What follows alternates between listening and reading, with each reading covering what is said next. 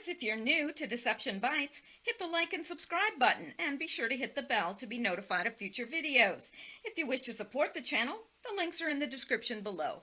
Now, fasten your seatbelt. Here we go. Okay guys, it's me and it's Thursday, August the 1st, and it is 9:13 p.m. Eastern Time. Now, I'm getting a late start because I had some technical difficulties. One of those technical difficulties involved a cat, and the other one involved the recording, the microphone. Now, many of you had commented in the last couple videos that you were having difficulty with the sound, and I thought at first it was the air conditioner, but I thought no, they hadn't complained before with the air conditioner, so there must be something wrong, and I think I did fix it. So the sound should be much clearer, even though I've got that thing over there on. So anyway, also, many of you have asked me about my foot, and I think that is so sweet. It is doing much better. It's still very sore, and it's still healing. I went for a follow-up to the doctor today, and, other than telling me not to wear sandals, he said it's healing fine. And I was quite upset with the not wearing sandals part, because if you live in Canada, you only get to wear sandals like 2 months out of the year, if that. And,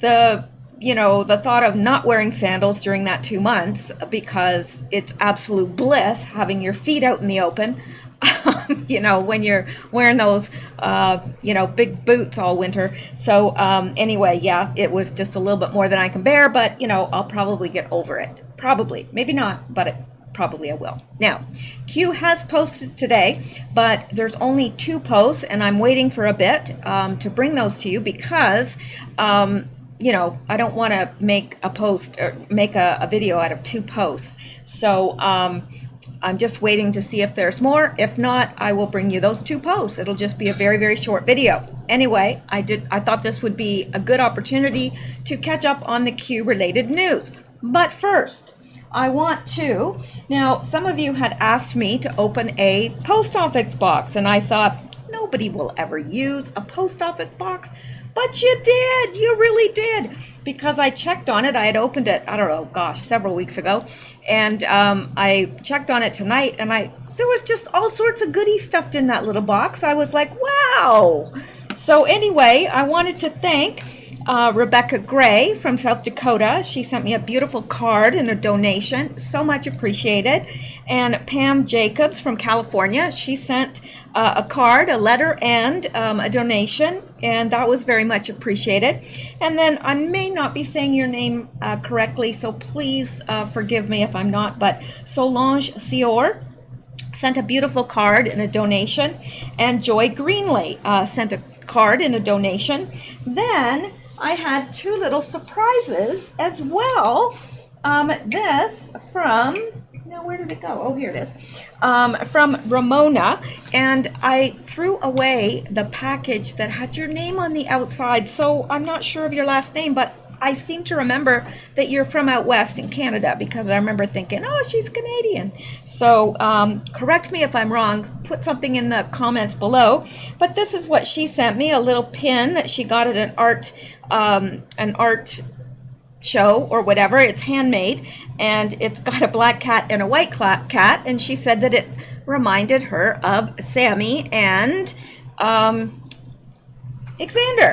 Then, as if that's not enough, now I might not be saying your name, please forgive me, but on the outside of this package it said Sharpen Riley, or it could be Riley Sharpen, I'm not sure, but look what they sent me. It says, "Stop stressing me out." How cute is that? It's adorable, and I'm going to use it, well, as soon as I take out that Sammy hair that's in there. Already there's a Sammy hair in there. And I don't know, but this person has to have pets, because both my cats went completely ballistic over the package. They were sniffing it and trying to get inside of it, and so yeah. And also I noticed that it cost this person, where are they from? They're from London, Kentucky. It cost them $17 to send me this mug. See, that's how expensive it is to send things to Canada. Now, it's not expensive to send a card or a letter, but my gosh, $17 they spent. I mean, I really appreciate it. I really do. But my gosh, it's crazy money. Crazy. Anyway, I think it's 60 cents to send a card or a whatever. But if you do send me a card or a letter or whatever, and you have a cat or even a dog, because I love dogs too, send a picture. Really, if you have it, put a picture in there. I'd love to see your pets, and I'd love to show them on air. Anyway, okay. Thank you guys so much, and I guess, I appreciate everyone. I really do. The people that pray, encourage me. I appreciate the Patreon supporters and the people that buy me coffee. It was like a special delight to go to the mailbox and see something handwritten, because it's just makes you feel more connected. And not that I don't appreciate everything. I appreciate everything, but it's just nice to get letters from you guys. It really is. So I don't know if you ever want to just drop me a line. You don't have to put a donation in it at all. Just drop me a line and show me your pet. All right, that's enough of that. Let's get into the Q related news, and stop stressing me out. There we go. Stop stressing me out. All right. I know somebody bought me pajamas for Christmas last year, and they say meowie Christmas. But they have these little jingle bells attached all over them, and I couldn't stand to hear myself jingle all night. So, but they are cute. All right, let's get into the Q-related news. We've got a ton of it. A ton, I tell you. Where are we here? Nope, those are the Q posts. This is it here. Now, some of this stuff is way too old, so I'm trying to concentrate on the newer stuff, because some of it's just taken me so long to get to it. It's just not considered news anymore. It's considered olds, I guess. I don't know. What do you call old news? Olds. I don't know. Anyway, let's get into it. No, seriously, let's. Now, this is fresh from today. It doesn't get any fresher than that.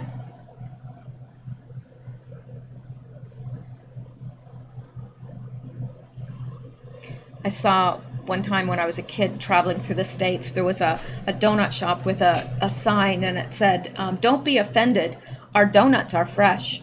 Now, I'm not sure why. Oh, I guess when I said fresh today, I guess that's why that popped into my head. But okay, let's look at this. This is not good news, really. It's really, well, it's not surprising. Nothing surprises me anymore, but I'm telling you, it's getting wilder and wilder. Like, I think the Democrats, honestly, sometimes I think that this is all an act, because I think, how could any human beings actually behave this way and think this way? But anyway, Democrats just purged white party staffers, and it's a bigger deal than anyone wants to admit. This is by the Washington Examiner.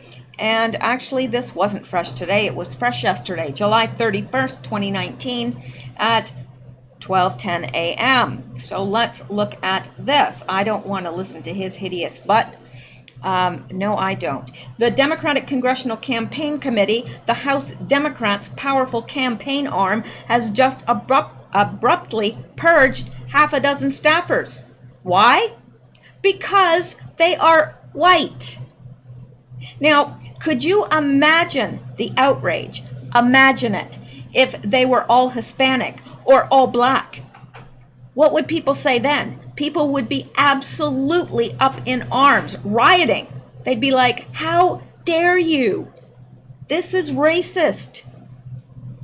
But I guess it's okay if they're white. I guess that's the in thing now, is racism against whites. That's the thing.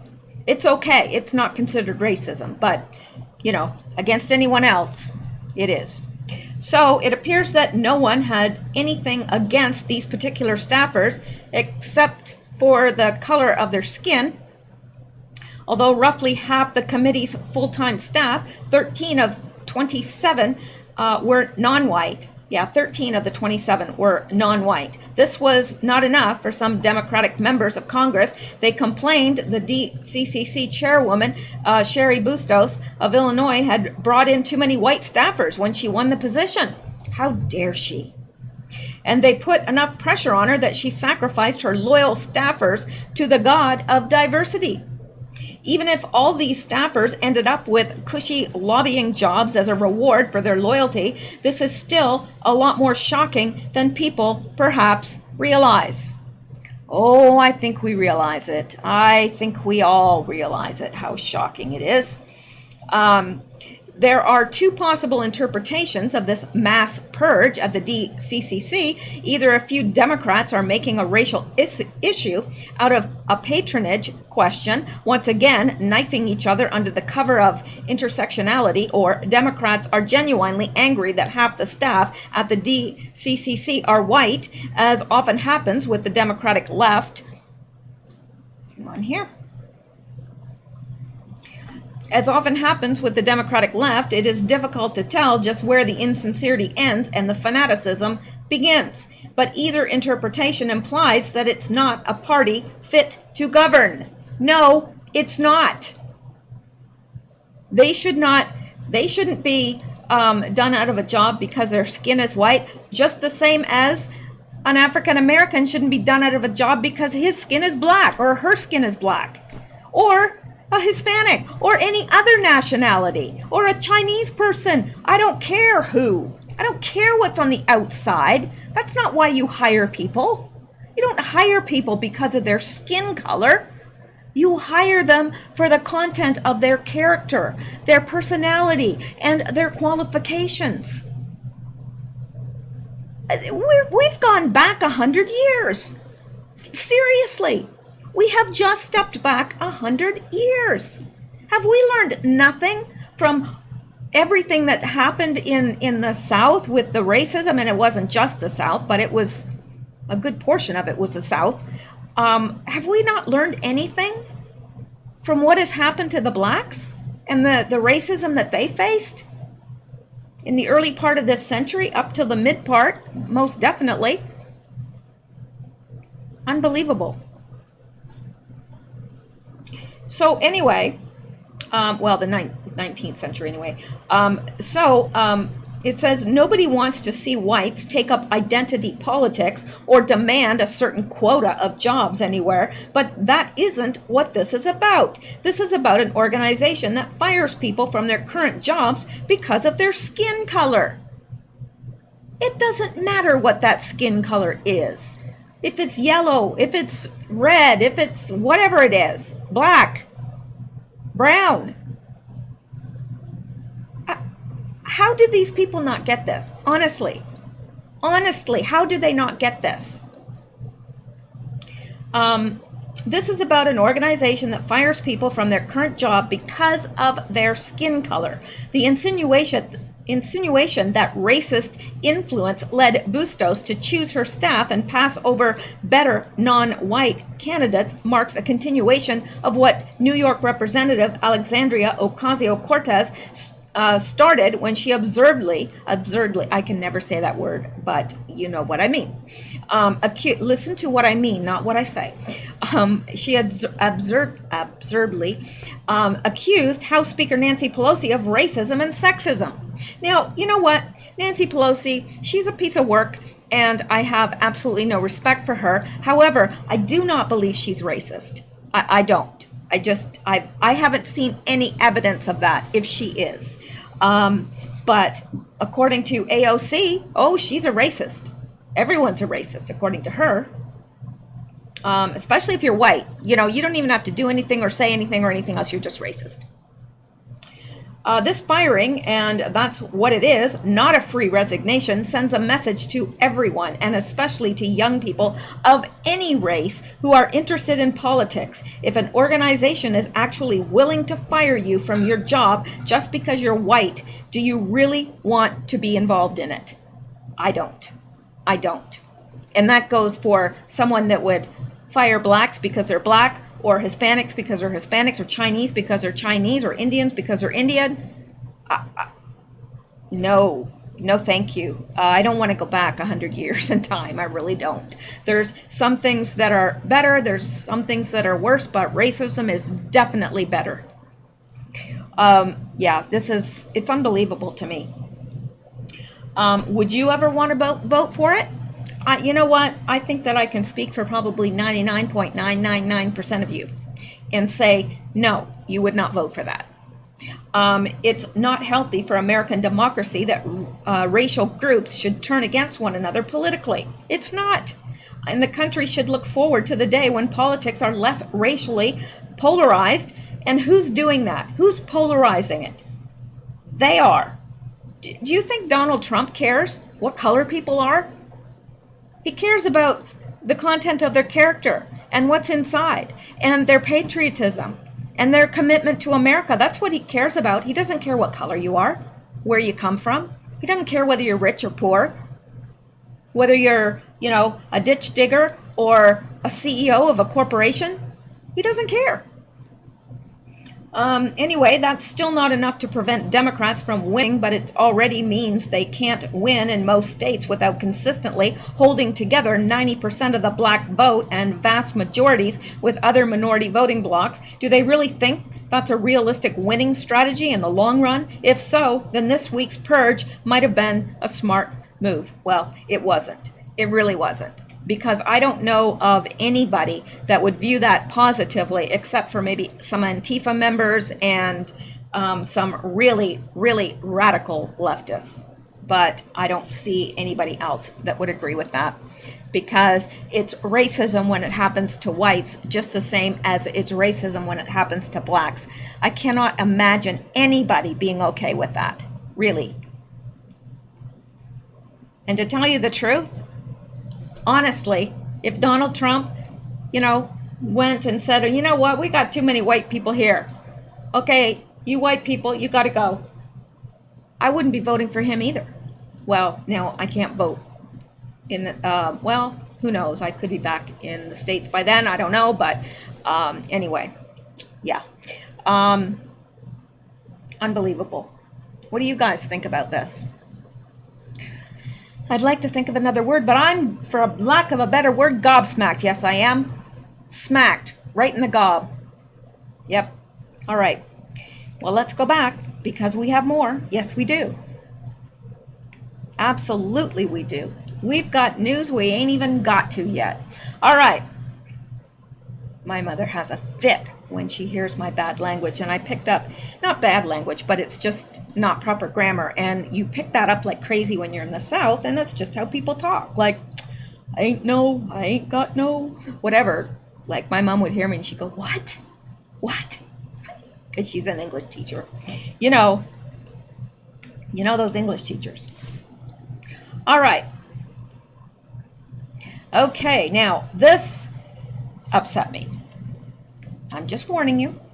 Japan approves groundbreaking experiment bringing human-animal hybrids to term.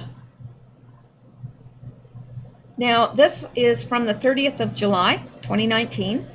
And now this, you know what this is right here? Do you know what this picture is? It's a pig-human hybrid embryo. That's what it is, a pig-human. Who the heck wants pig humans?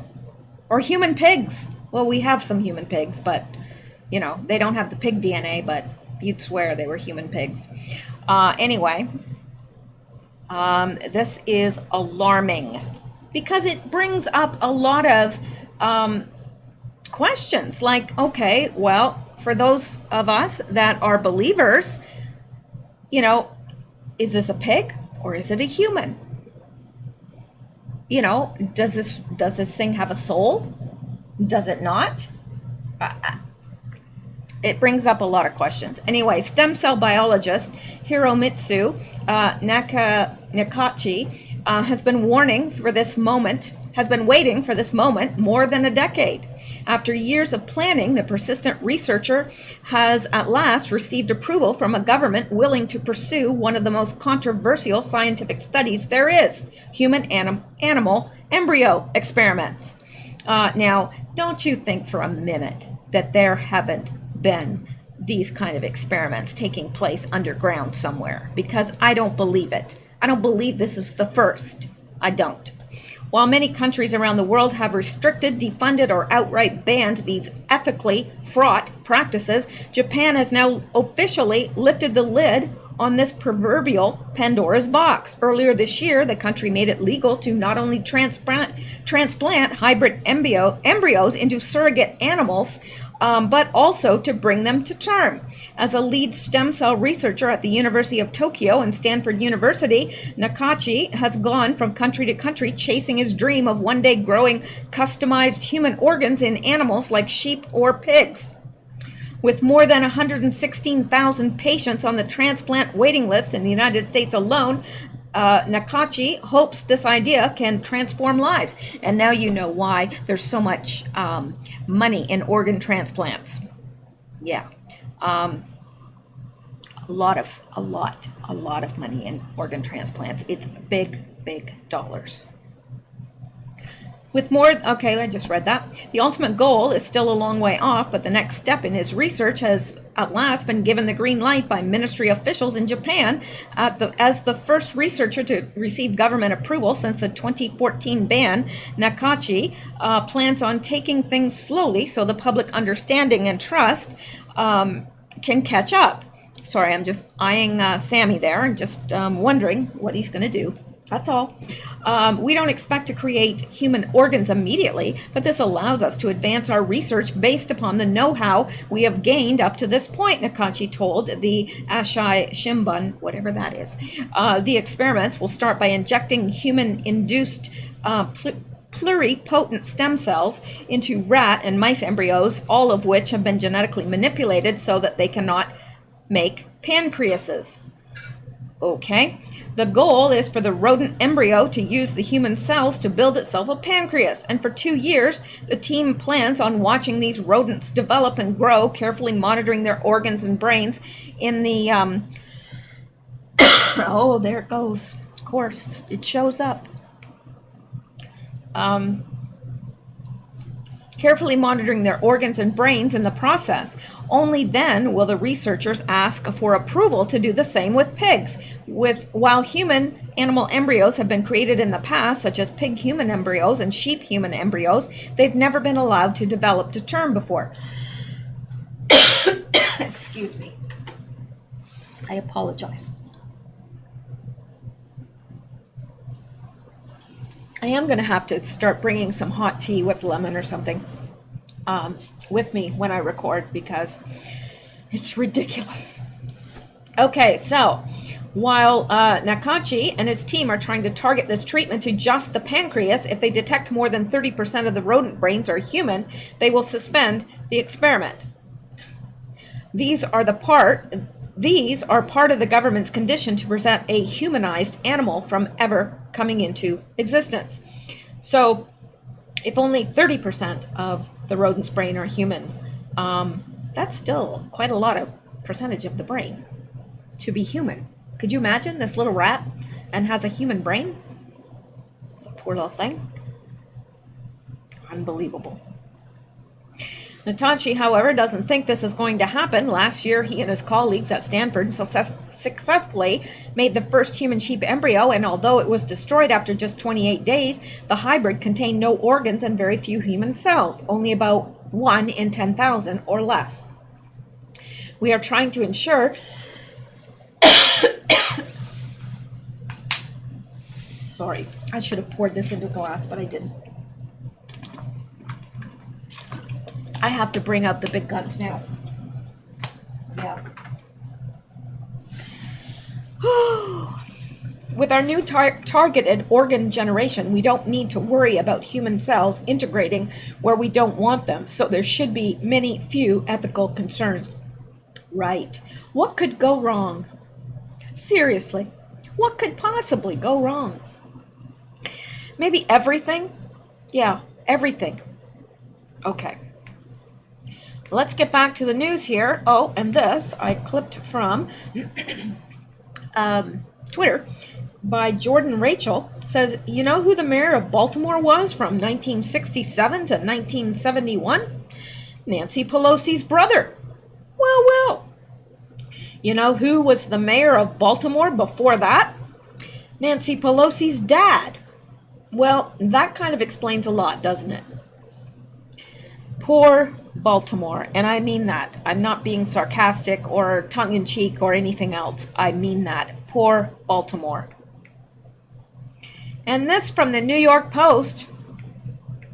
Now, this is from September 10th, 2018, but I just found this. It was on Twitter. Somebody had posted it on Twitter, and it says, a study has found drinking young people's blood could help you live longer and prevent age-related diseases. Well, really? Yeah, well, we're finding that out, aren't we? Because that's what all the elite are doing. They're drinking the blood of the young. You know, honestly, I can't even believe that this is coming out of my mouth. I really can't. If somebody told me, even 10 years ago, that I would be talking about this right here, I'd be like, yeah, right, okay. I would never have believed it. I never would have believed it. It's just too out there, like way out there. But turns out it's true. And I wonder how long the elite or the occult elite, I wonder how long they've known this. Maybe they've known it for centuries. I don't know. Okay, now let's okay, actually we looked at this in the Q post from yesterday. Trump tags QAnon account in calling for voter ID law. So we're not going to look at that because there's too many other things that we need to look at that are new. Okay, now, okay, I this is a very odd article. And my friend from Houston, actually, we were discussing this through email because she told me about this, and she said they have built seesaws through the wall, you know, the wall between Mexico and the U.S., southern U.S. And the idea is for somebody to sit on one side and somebody sit on the other side to bring them together. And she said, well, you know, I think that they should just build slides, but the slides only go from the States back to Mexico. And I said, yeah. And well, first of all, I said, well, you know, what I think we should do, it's like a bunch of us could go down there and sit on the Teeter-Toters and wait for the somebody to sit on the other side. And then, you know, what you used to do when you were a kid, you were bad if you did it. Very, very bad. But I did it too. So I was bad. But you wait for somebody to get on, and then when they're up here and you're down here, you get off, and then they fall back down to the ground. Yes, we used to do that, but it was not a very nice thing to do now that I think about it. But I thought, you know, we could do that. We could just, you know, get off and go, fooled ya. And then they drop down. She says, no, we should put slides in. Just one-way slides. And I said, well, that's a good idea. And then she said, or maybe we could put in catapults. And, you know, it would save money on deporting the illegals. Now, wait. Before you accuse me of being insensitive, we're kidding. It's kidding. But, you know, these people are illegally. I'm talking about the illegal people, not people that genuinely deserve asylum or people that come here during the, you know, with the right process. I'm not talking about those. I'm talking about the people that sneak over and, you know, run drugs and all that stuff. We could catapult them back over because it would be cheaper than deporting them, right? And then I said, well, that would be good, but you'd have to promise me that there would be no cats involved in the pulting. You know, we could catapult, but we can't pult cats. And she says, no, just human. So I was okay with that. But she did send me this article when she found it because I was a little bit incredulous. Yeah. Hang on here. More lies. Liberal media runs story about seesaws on border wall that allow children in U.S. and Mexico to play together. Close-up shot shows they're all adults. Oh, it's so stupid. The left comes up with the most stupid things. They're so stupid. Put a seesaw on the wall? Give me a break. Catapults. We need catapults. No pulting of cats, but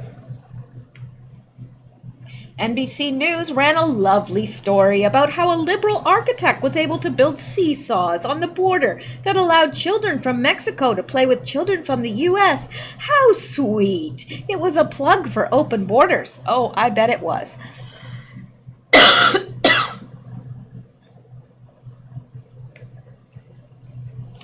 Architect Ronald Rael's conceptual teeter-totter wall became reality in Sunland Park, New Mexico.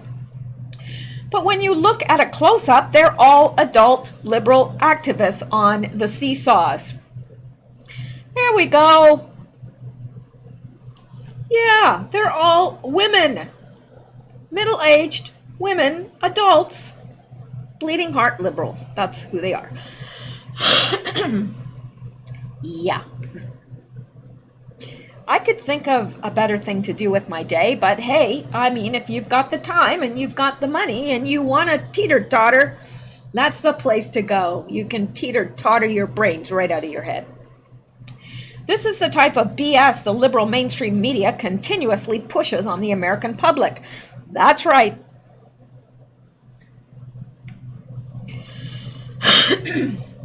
Two California, and this is from, let me see here, NBC News, 2 California professors have seen their vision for a seesaw that allows children from the U.S. and Mexico to play together become reality.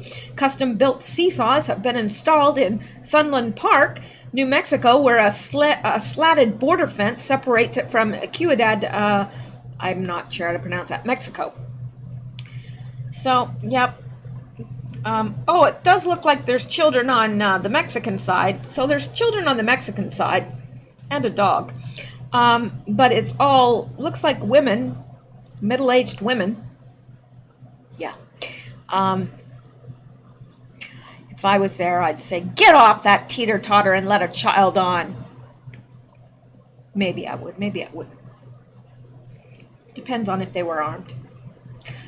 Yeah, and there's more women on the teeter-totter. Architect Professor Ronald Rael installed a pink seesaws on the U.S. Now, that's kind of sexist, putting pink seesaws. Somebody should bring that up. They should not have pink seesaws.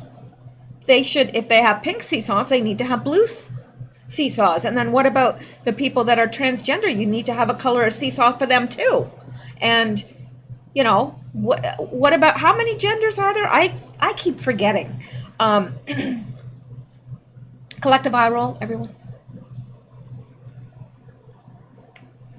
Yeah. So anyway, that's enough of that. But catapults, I'm much more in favor of the catapults or the slides. That'd work too. Okay, let's go back. There's more news, really. There is. Okay. Now, let's look at this. I know you're going to go, no, really? Procter & Gamble posts strong profit amid $8 billion write-down of Gillette. Yeah, $8 billion. That's with a B. They lost for their, their controversial ads about young women shaving. Procter & Gamble Company, PGN, quarterly revenue and profit beat Wall Street expectations on Tuesday, sending shares up even as the world's #1 personal goods company took an $8 billion write-down on its Gillette shaving business. Can't imagine why. Can you? I can't imagine. I can't imagine that. Seeing that commercial, that men didn't just rush right out and get those razors. Can't imagine. Boosted by price hikes and strong demand for its SK2 and Olay beauty products, P&G's organic sales rose 7%. Price hikes contributed 3%. I don't care about any of that. I think the most important part here is that they had a $8 billion non-cash write-down of Gillette for the same period last year.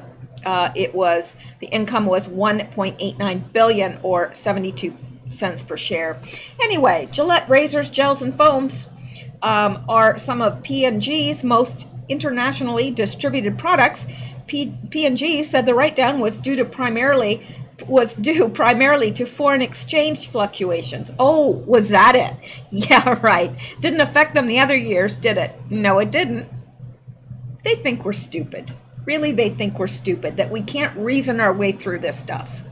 They never had a problem with the foreign fluctuations before, but now once that commercial comes down, they're like 8 billion, down, and they blame it on the foreign fluctuations. Okay, they're not going to learn, are they? They're not. Unbelievable. Okay, well, I wanted to show you that because I knew you'd be like, no, really? No, I don't think you were surprised at all, any of you.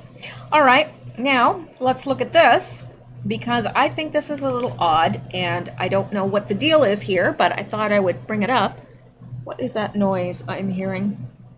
It doesn't sound good. It sounds like a cat doing something that cats shouldn't do.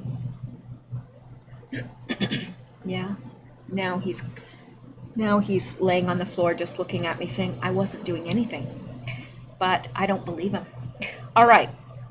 Indian coffee billionaire V.G. Siddhartha dies in suspected suicide. Body of tycoon who took on Starbucks on the subcontinent is found 2 days after he went missing. Now, to me, this sounds like one of those suicided type deals, because he's a billionaire, so we don't know what he's involved in or who he knows or who he's been ticking off. I don't know.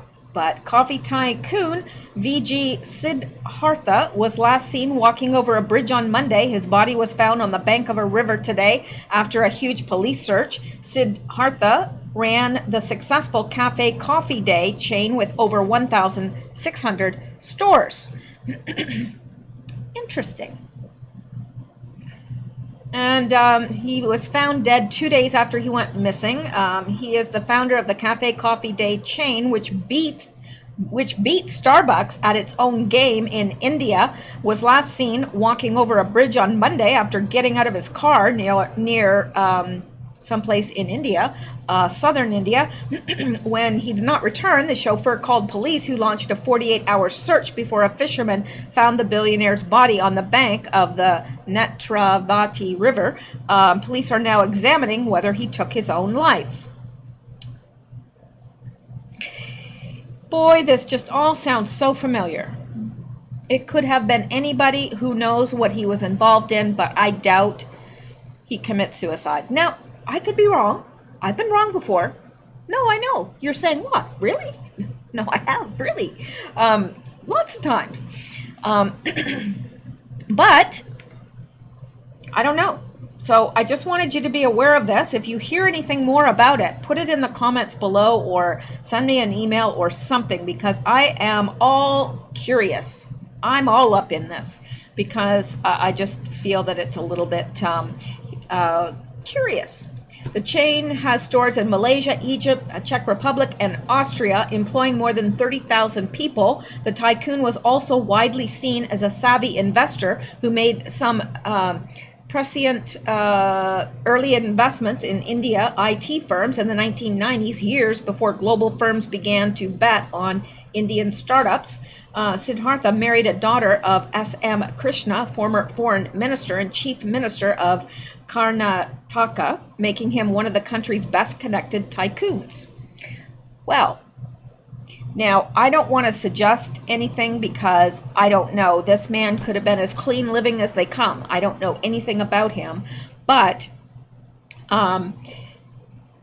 it's sad. That's sad.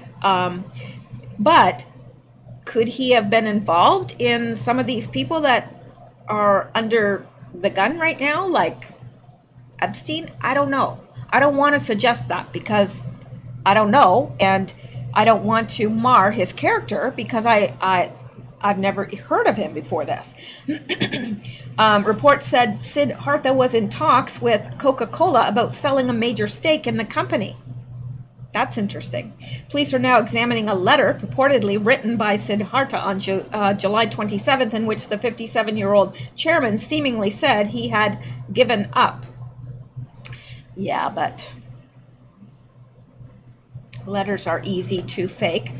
The letter said Siddhartha had admitted mistakes in handling his financial affairs and had suffered pressure from lenders and harassment from Indian tax authorities. My intuition was never to cheat or mislead anybody. I have failed as an entrepreneur, it read. I am very sorry to let down all the people that put their trust in me, said the letter, which was released by the company as it held an emergency board meeting on Tuesday. Police said Siddhartha had left Bangalore late on Monday, telling his family he was going to a hill resort, but instead asked his driver to take him to Mangaluru.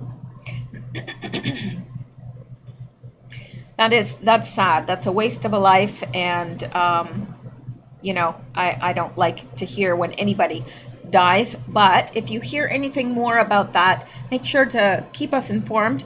If you hear of anything, or send me an email and I will mention it. Because it's interesting. There's something that doesn't strike me right about that. However, there's things that don't strike me right about a lot of things. I'm sure you've heard about the two boys that are wanted in Western Canada, and they are way, way up north. They won't survive if they don't find them soon, because up there they will get eaten alive by the bugs. And I noticed there was a well-known survivalist from Canada that said that they won't survive because you can't drink out of the streams there because of animals and so forth that are in the streams in and out, and the streams carry diseases. And also it's heavy bush. There's a boatload of wolves up there. Well, more than a boatload. There is many, many, many wolves up there, and bears. There's bears. There's all sorts of animals that can harm you. And the bugs, literally, I mean, people can't even imagine the bugs in the north here. They can't. They will eat you alive. Literally, they will eat you alive. I'm not joking. People, it was funny, I saw this on a forum and people were like making jokes about it because the survivalist said they will be eaten alive. And because the one guy's wearing a t-shirt, you can't survive. And this guy said he's a survivalist. He teaches survival skills. And he said those boys, if you dropped me where they are and I was wearing a t-shirt and I'd had no way to light any matches or purify any water or, a way to cover my skin, I would die. That's what he said. And he's a survivalist. So I don't know. There's something not right about that story, and I can't put my finger on it, but I'm on it. I keep looking at it and, combing through it because there's something not right about that story. I don't know, but we'll see. Maybe I'm wrong. Maybe I'm not. All right. Now, let's go to this. And this is from Minor Stream Media. Did you know 38 states have more? What do you want, Sammy? He's peeking at me just above, so his eyes are looking right at me. 38 states have more voters registered than adult citizens. Now think about that. They have more voters registered than adult citizens. Here's the difference in just 10 of them. California has 1,736,556 voters registered more than they have adult citizens. There must be a lot of dead people voting there, or illegals, or both, or dead illegals. I don't know. Michigan, 225,235. Georgia, 190,376. North Carolina, 189,721. Indiana, 187,207. Washington, 168,891. Colorado, 159,891. Oh no, I'm sorry. 159,373. Illinois, 116,208. Florida, 100,782. And Virginia, 89,978. That's just 10 of the states. Just 10. And look at California. Talk about, in Michigan. Why so many in Michigan? I don't know. What's up with Michigan? Those are probably dead people in Michigan. Because, I don't know, do the people from Mexico and the southern states and everything, would they really want to live in Michigan? Not that there's anything wrong with Michigan. I've been all over Michigan. It's a very lovely place. But it's cold in the winter. So they have to be dead people voting there. Anyway, that's enough for that. And then this person says, anyone find this a little odd? Yeah, but we know it's happening. We know. But, you know, the Democrats don't want those voter rolls cleaned up. No, they don't, because all these extra voters are voting Democrat, and all dead people vote Democrat. They should stop doing that. Really. Anyway, let's see. Oh, yes. Let's look at this. No, really, let's.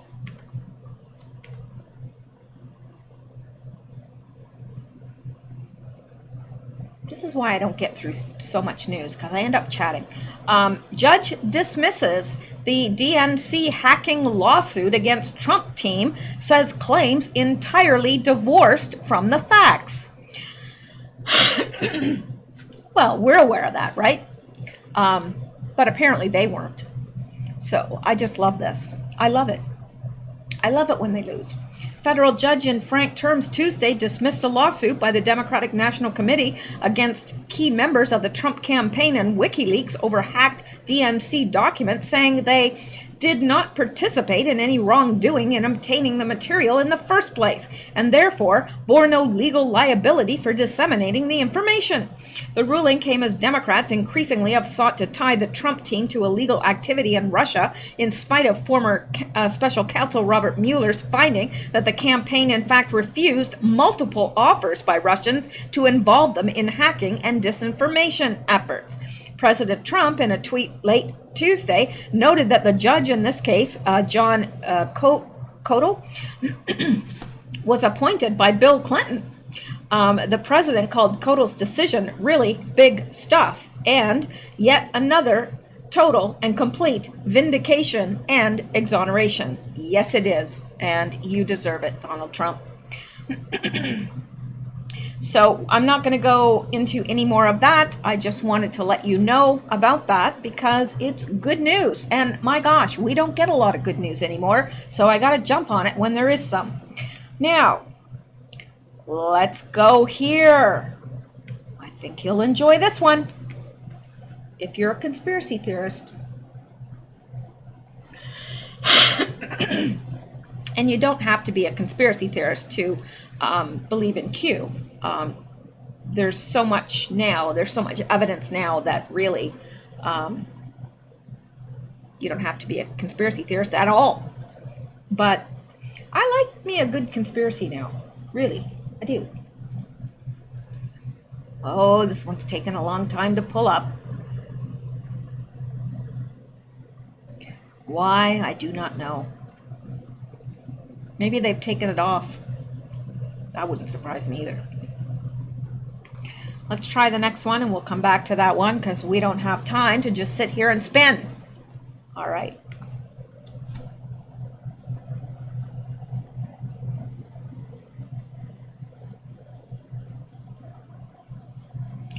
Okay. NASA bombshell. Earth's rotation is slowing and it could cause major earthquakes. All right. Earth's rotation is slowing down as the moon moves farther away from the planet, and scientists believe it could cause major earthquakes. According to Matthew Funk, that's his name, I didn't make that up, Matthew Funk, solar system ambassador for NASA's Jet Propulsion Laboratory, who wrote on, hang on, this is bothering me. It's hitting my peripheral vision. For NASA's Jet Propulsion Laboratory, who wrote on a Q&A website, Quora, the moon's gravity creates a tidal bulge on the Earth. I hate it when you get a tidal bulge. This bulge attempts to rotate at the same speed as the rest of the planet. I hate when bulges try to rotate at the same speed as the planet. I hate that. As it moves ahead of the moon attempts to pull it back. Well, naturally it would.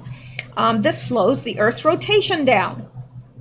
One of the rules of the universe is that angular momentum can't go anywhere. Well, everybody knows that.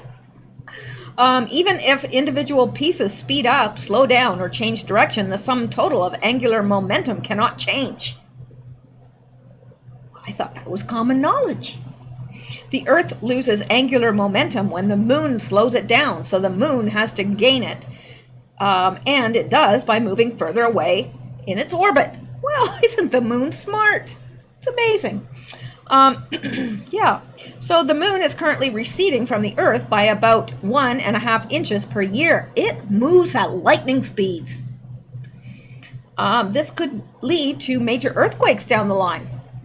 A slower rotating globe leads to stronger and more frequent earthquakes. Exactly why this is the case is unclear, but experts believe it could be down to changes in the Earth's core, which ultimately have an effect on the surface. Research from Roger Billum of the University of Colorado in Boulder and Rebecca Bendick, not even touching that, of the University of Montana in Missoula, looked at earthquakes with a magnitude higher than 7 since 1900. The duo found 5 years since the turn of the 20th century, where there was significantly more magnitude 7 plus earthquakes, all of which were years that the Earth's rotation speed had slowed down slightly. Professor Billum said, in these periods, there were 25 to 30 intense earthquakes a year. The rest of that time, the average figure was about 15 major earthquakes a year. So there is some science behind this.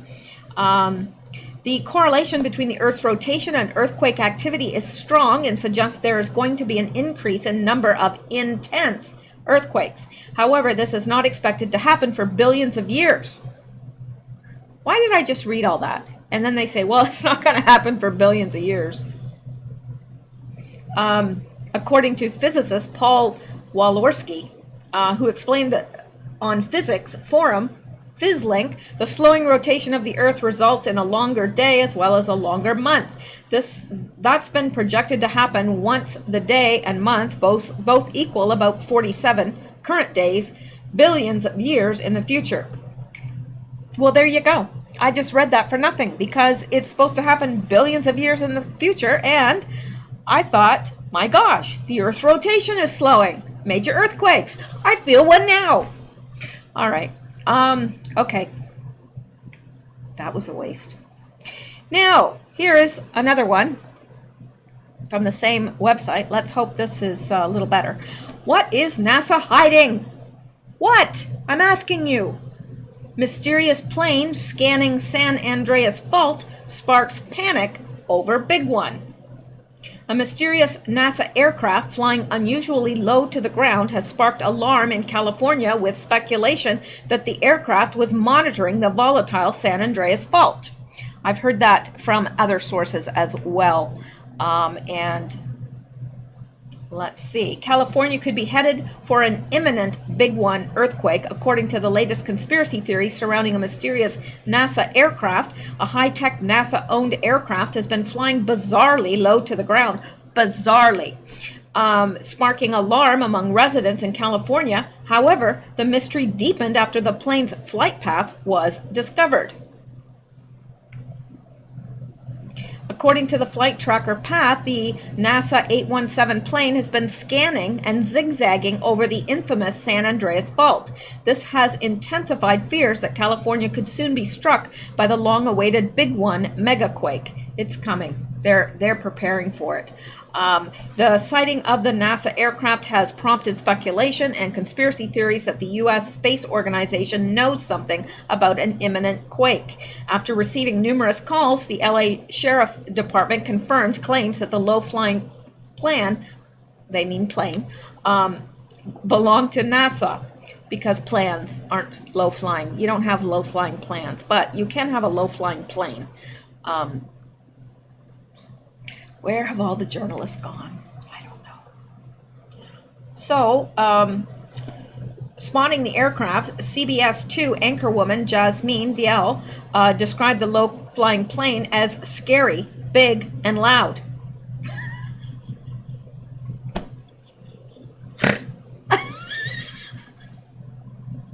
I don't know.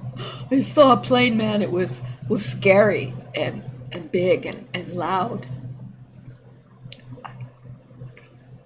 Okay, I don't know. I don't know. It's funny to me, all right? She said, you didn't know if it was going to land. Everybody kind of stopped in their cars looking up. The large plane, which is painted white with blue stripe, and the NASA logo on the tail, was spotted flying at the height of afternoon rush hour in San Gabriel Valley. Renowned conspiracy theorist Tyler Glockner of YouTube channel Secure Team 10 uploaded a video on Sunday explaining his views. He said a registered NASA aircraft was noted doing zigzag flying patterns near and over the San Andreas fault line. It's almost as if they're scanning the ground as if to try and get more data about what is happening underneath. What is going on? Is something occurring? What do they know? Are they gearing up for something? Do they know the big one is coming? I don't know, but it's worth thinking about. The San Andreas Fault, which forms the tectonic boundary between the Pacific Plate and the North American Plate, runs along the length of California. Fears about an impending megaquake in California has raged for years, with claims that such an incident would cause a huge tsunami to submerge large swaths of the West Coast. Dr. Lucy Jones from the U.S. Geological Society recently claimed the big one was on its way. NASA has not responded to calls to find out why the plane was flying so low. Interesting. I thought I would include that because it is interesting and it makes sense to me. You know, why would it be flying along the San Andreas fault line and following it so closely and flying so low?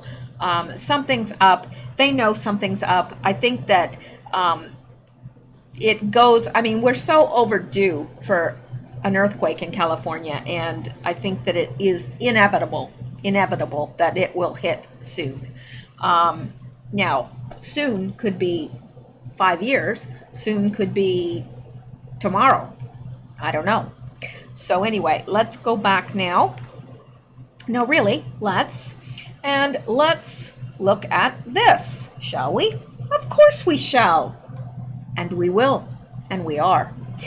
A-listers flock to Google summit in private jets, mega yachts to talk climate change. Is that why they're there? I'm just saying. Nobody is suggesting otherwise. I am. Because this is in Italy.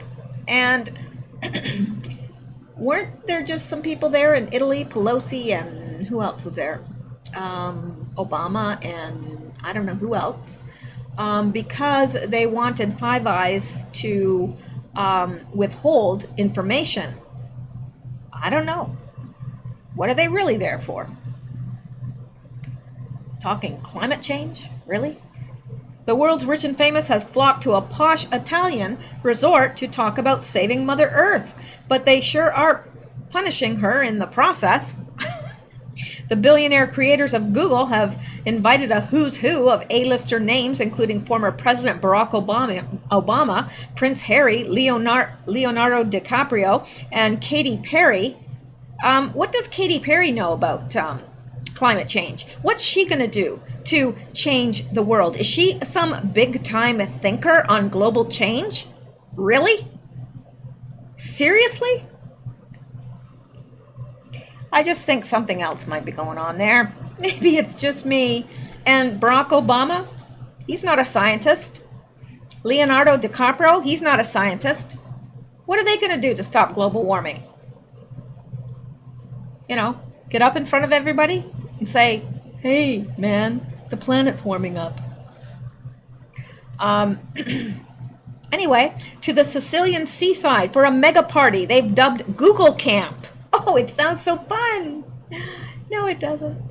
The 3-day event will focus on fighting climate change, though it's unknown how much time the attendees will spend discussing their own effect on the environment, such as the scores of private jets they arrived in and the mega yachts many have been staying on. Everything is about global warming. That is the major topic this year, a source told the Post. Their 3-day summer camp will cost the tech giant some $20 million, the sources said. Maybe they're doing something else there. The tech giants really are threatened at this time, are they not? I'm just saying, I don't believe they're there discussing global warming. I could be wrong.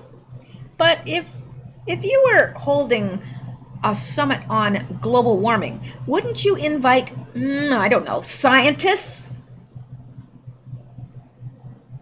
What would the point be in inviting Hollywood A-listers? Gee, man, is the planet warming up? Yeah, warming up, man. What is wrong with these people?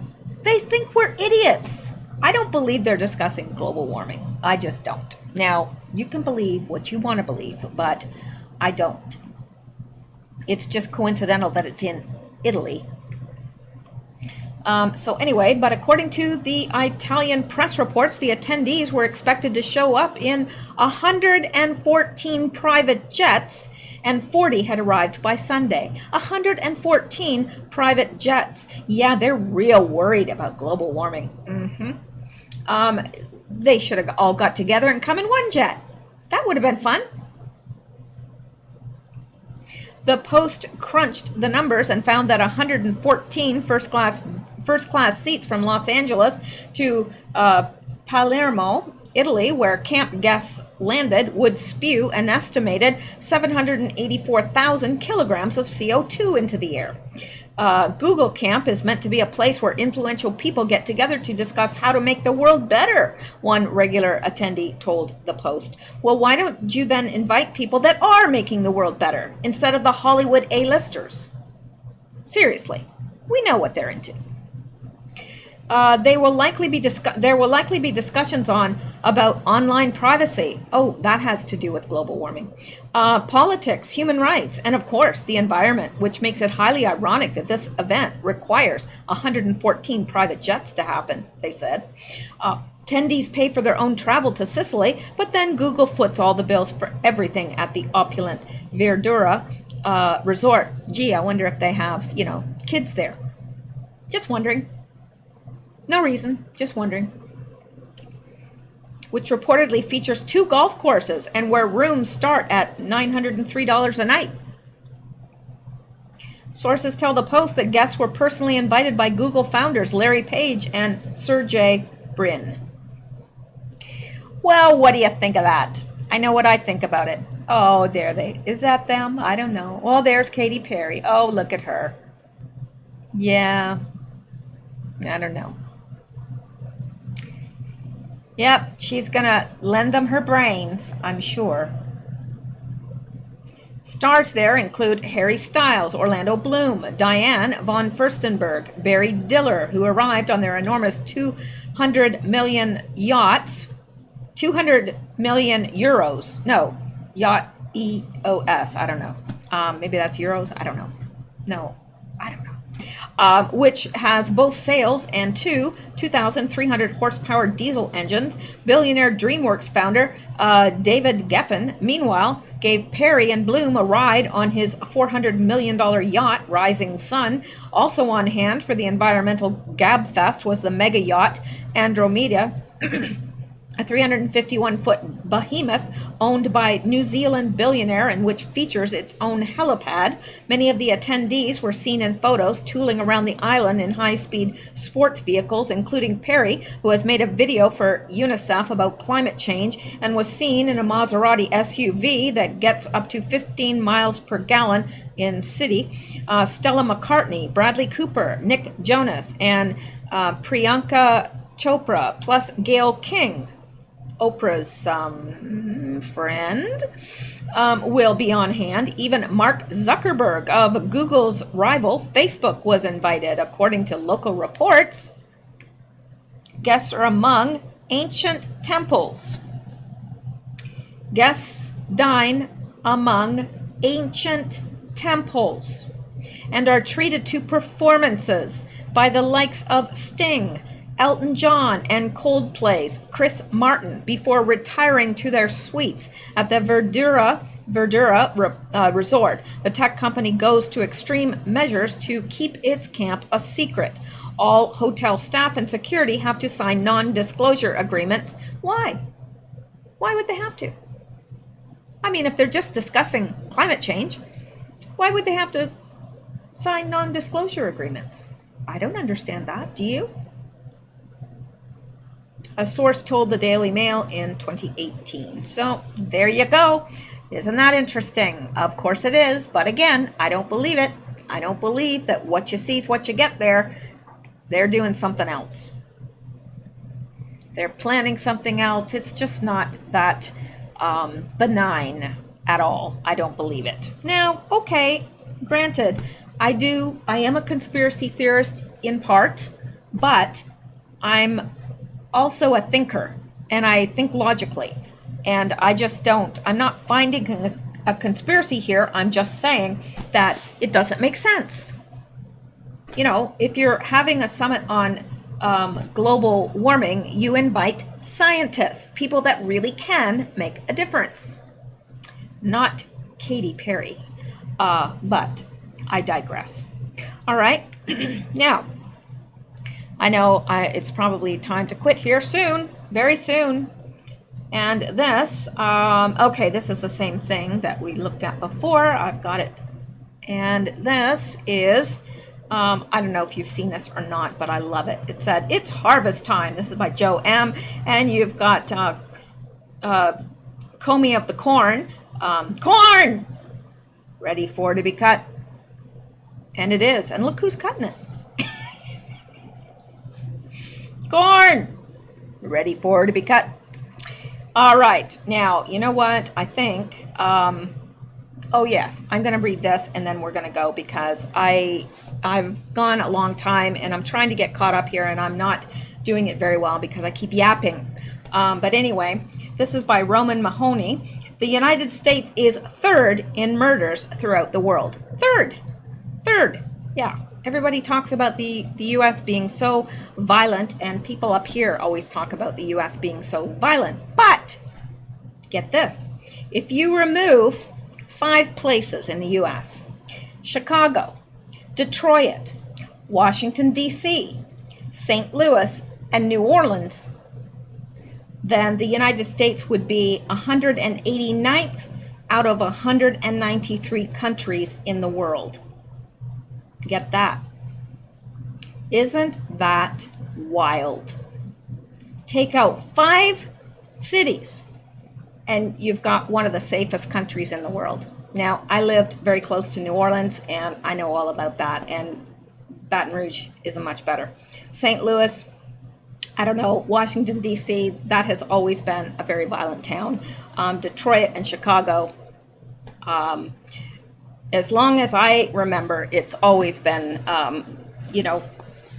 a place that you have to fear for your life, or at least carry. Make sure that you are well armed. But that blew me away. It really did. So I wanted to be sure to bring that to you.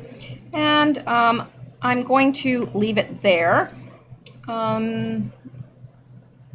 Yeah, I've got a lot more, I really do, but I'm going to have to probably catch that up another night because I do have to check on the Q posts, and I am going to bring you those 2 posts. If there's only 2, I'm going to bring those to you, and if there's more, I'll bring those to you as well. So how do you like that? All right, so that's it for tonight. Well, it's not. It's it for this video. So thank you guys for listening. I appreciate it. And stay safe, stay well, stay blessed, and keep seeking truth because deception will bite you on your hinder parts. See you later.